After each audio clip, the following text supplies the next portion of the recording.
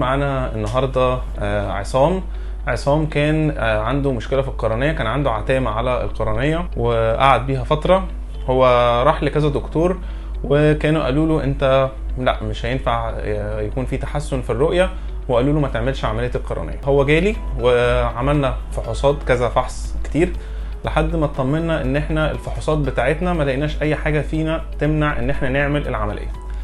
عملنا عمليه زراعه قرنيه للعين اليمين، وهو النهارده بنشوفه بعد 2.5 شهر تقريبا من العمليه. فقول لنا الاول كده، احنا قبل ما تيجي احنا كان الناس قالوا لك ايه بالنسبه للقرنيه بتاعت العين اليمين؟ قالوا لي ماشي من عينك وان شاء الله انه ماشي الامور عافيه، والان دخلنا عند الدكتور الكريم الله يحفظه، والان تمام، في فرق الحمد لله. الرؤيه دلوقتي مقارنه بقبل العمليه، حاسس بفرق في التحسن؟ في فرق، نعم في فرق كثير قبل العمليه.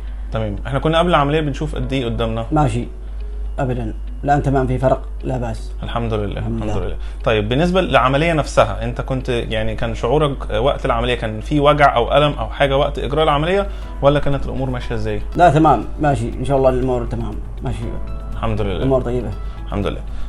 احنا المفروض يعني احنا برضو بنكمل طبعا فتره متابعه يعني لحد سنه، لحد ما بنشيل الغرز بتاعتنا، لكن احنا النظر بتاعنا كان 1 متر ووصل دلوقتي لحد 6.18، واحنا لسه في المراحل الاولى بتاعت القرنيه.